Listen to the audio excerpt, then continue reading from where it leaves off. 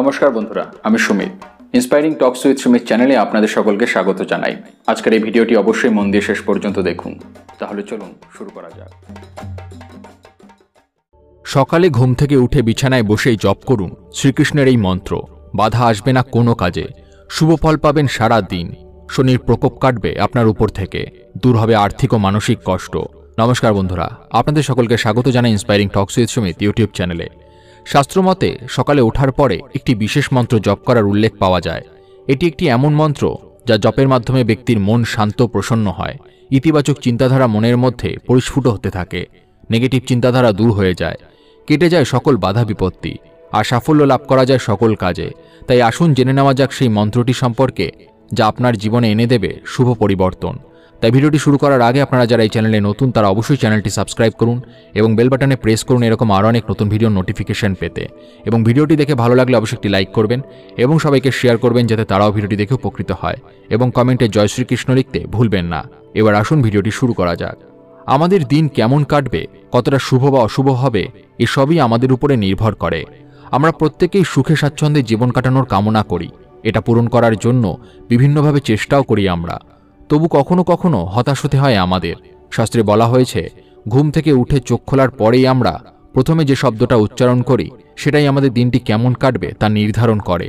তাই সুখী ও সমৃদ্ধ জীবনযাপনের জন্য শাস্ত্রে ঘুম থেকে উঠেই চোখ খোলা মাত্রই একটি শক্তিশালী মন্ত্রজপের কথা বলা হয়েছে, যা আমাদের জীবনে আনতে পারে অপার সুখ, দূর করতে পারে শনির প্রকোপ এবং মিটিয়ে দিতে পারে সকল আর্থিক কষ্ট। তবে এই মন্ত্রটি কি জানার আগে এই মন্ত্রটি সম্পর্কে একটি কাহিনী জেনে নেওয়া যাক।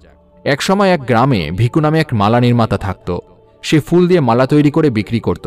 তবে তার রোজগার খুব কম ছিল বলে তার দুই বেলা ঠিকমতো খাবার পর্যন্ত জুটত না। মাঝে মধ্যেই তাকে খালি পেটে দিন কাটাতে হতো। এমনই একদিন ভিকু সারাদিন মালা হাতে গ্রামের পথে পথে ঘুরে বেড়ালো। সবার বাড়ি বাড়ি গিয়ে চিৎকার করে বলল, কারোর মালা লাগবে? আমার কাছে ভগবানের পূজার মালা আছে, সুন্দর সতেজ মালা। কিন্তু কেউ তার ডাকে সাড়া দিল না। তার একটি মালাও বিক্রি হলো না। অবশেষে খালি পেটে খিদের জ্বালায় একটা গাছের নিচে বসেছিল সে। আর ঠিক তখনই এক সাধু ওই গাছের পাশ দিয়ে যাচ্ছিল। সাধু ভিকুকে দেখে বলল, বাবা, কি হয়েছে তোমার? ভিকু তখন নিচু গলায় বলল, গুরুদেব, আমি 10 বছর ধরে ভগবানের পূজার মালা বিক্রি করছি, তবু আজও পর্যন্ত ভগবান আমার এই দুঃখ দুর্দশা দূর করল না। সারাটা দিন মালা হাতে নিয়ে রোদে রোদে ঘুরছি, কিন্তু তাও একটা মালাও বিক্রি হলো না। তাই খাবার টাকাটুকু জোগাড় না করতে পেরে এই গাছের তলায় বসে আছি। সাধুর তখন ভিকুর করুণ অবস্থা দেখে খুব কষ্ট হলো। সে নিজের ঝুলি থেকে দই চিড়ে বের করে ভিকুকে দিল আর বলল, বাবা, পরম করুণাময় কখনোই তার সন্তানকে দুঃখে রাখতে চান না। আমরা দুঃখ পাই আমাদের কর্মের ফলে। তাই আমরা সবাই জীবনে দারিদ্রতা, অভাব, মানসিক যন্ত্রণার হতাশা ভোগ করি। তবে এর থেকে মুক্তি পাওয়ারও পথ পরম করুণাময়ই আমাদেরকে বলেছেন, যা আমরা জানি না বলে জীবনে কষ্ট পাই। শাস্ত্রে পরমেশ্বর ভগবান শ্রীকৃষ্ণের এমনই একটি মন্ত্রের উল্লেখ আছে, যা ঘুম থেকে উঠে চোখ খোলা মাত্রই জপ করলে অতীতের পাপ নষ্ট হয়, সকল বাধা দূর হয় এবং সৌভাগ্য লাভ হয়। আমি সেই মন্ত্র তোমায় বলবো, যা রোজ সকালে ঘুম থেকে উঠে চোখ খোলা মাত্রই জপ করলে তুমি তোমার সকল খারাপ কর্মফল থেকে মুক্তি পাবে আর তোমার অর্থকষ্ট দূর হয়ে যাবে। এই কথা বলে সাধু ভগবান শ্রীকৃষ্ণের সেই বিশেষ মন্ত্রটি ভিকুকে শিখিয়ে দিয়ে গেল। আর ভিকু প্রতিদিন সকালে ঘুম থেকে উঠে চোখ খোলা মাত্রই এই মন্ত্রটি জপ করতে লাগলো। আর ধীরে ধীরে ভিকুর জীবনে শুভ পরিবর্তন এলো। ভিকুর মালা বিক্রি হতে লাগলো। কিছুদিন পর ভিকুর গ্রামে ভ্রমণ করতে করতে রাজা এলো। সেই রাজা ভিকুর বানানো মালা দেখে মুগ্ধ হয়ে ভিকুকে 5 বিঘে জমি ও 3টি গরু দান করলো। আর ভিকুর জীবনে কোনো দুঃখ কষ্ট রইল না। সে সুখে শান্তিতে বসবাস করতে লাগলো। বন্ধুরা, আমরা আমাদের পূর্বের পাপ কর্মের ফলে জীবনে অনেক সময় দুঃখ দুর্দশা, আর্থিক মানসিক কষ্ট ভোগ করি। তাই আমরা এই যন্ত্রণা থেকে মুক্তি পাওয়ার পথ খুঁজে পাই না। আবার অনেক সময় আমাদের শুভ কাজে বাধা আসে। আর তাই শাস্ত্রে এই বিশেষ মন্ত্রটির কথা উল্লেখ রয়েছে, যা আমাদের সকল সমস্যা থেকে আমাদেরকে মুক্তি দিতে পারে। তাহলে আসুন জেনে নেওয়া যাক যে সেই বিশেষ শক্তিশালী মন্ত্রটি কি, যা সকালে উঠে ঘুম থেকে চোখ খোলা মাত্রই জপ করলে দূর হয়ে যাবে আমাদের সকল দুঃখ কষ্ট। এই ভগবান শ্রীকৃষ্ণের মন্ত্রটি হল, ওম দেবকী নন্দনায় বিদ্মহে বাসুদেবায় ধীমহি তন্নো কৃষ্ণায় প্রচোদয়াৎ। এই মন্ত্রটি জপ করলে মানুষ কোটি কোটি জন্মের পাপ থেকে মুক্তি পায় আর জীবনের সকল বাধা দূর হয়, ভগবান শ্রীকৃষ্ণের আশীর্বাদ লাভ হয়। বৈদিক শাস্ত্র অনুসারে যে সমস্ত মহিলারা সন্তান ধারণে বাধার সম্মুখীন হন, তারা ঘুম থেকে উঠে চোখ খোলা মাত্রই এই মন্ত্রটি অবশ্যই জপ করবেন। সন্তানের সৌভাগ্য লাভ হবে।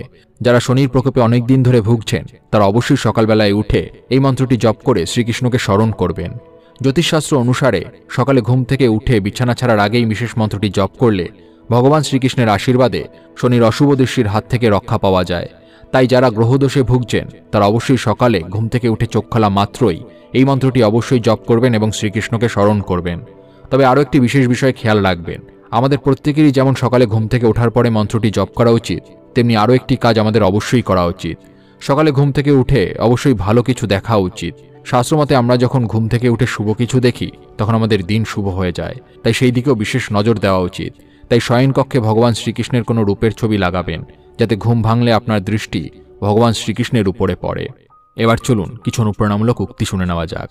যদি ভাবনা চিন্তা ভালো রাখো তাহলে লোকজন এমনিই তোমাকে ভালোবাসবে, আর যদি উদ্দেশ্য ঠিক রাখো তাহলে সমস্ত কাজই সঠিকভাবে হতে থাকবে। বিশ্বাস রাখো যে ভগবানের সিদ্ধান্ত আমাদের সিদ্ধান্তের থেকে অনেক বেশি ভালো হয়। যেই সব লোকজন তোমাকে হিংসা করে তাদেরকে কখনো ঘৃণা করো না, কারণ সেই সব লোকজনই এটা অনুভব করায় যে তুমি তাদের থেকে অনেক গুণ বেশি ভালো। ঘৃণার মধ্যে কি আছে?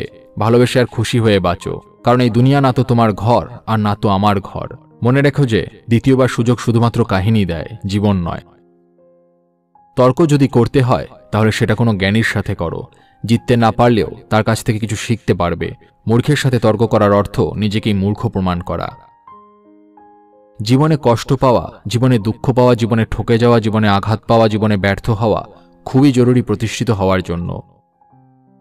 অতীতের সব দুঃখজনক ঘটনাকে ভুলে যাও আর মন দাও বর্তমানের দিকে।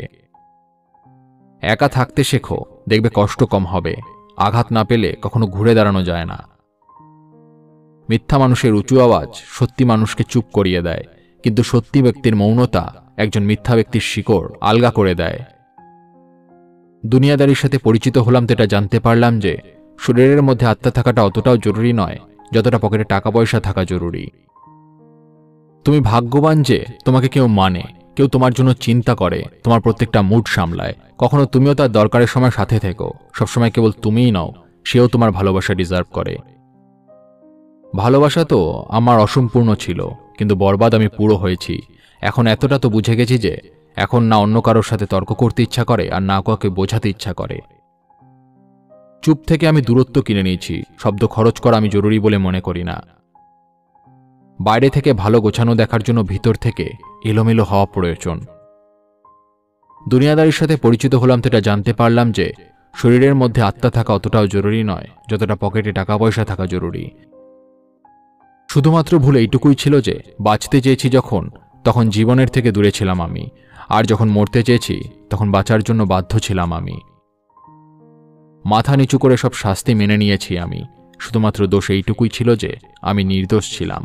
বন্ধুরা, যদি ভিডিওটি দেখে ভালো লাগে তাহলে অবশ্যই একটি লাইক করবেন এবং সবাইকে শেয়ার করবেন যাতে তারাও ভিডিওটি দেখে উপকৃত হয়। সবাই ভালো থাকুন, সুস্থ থাকুন এবং মনের বশে নয়, মনকে নিচের বশে রাখুন। ধন্যবাদ।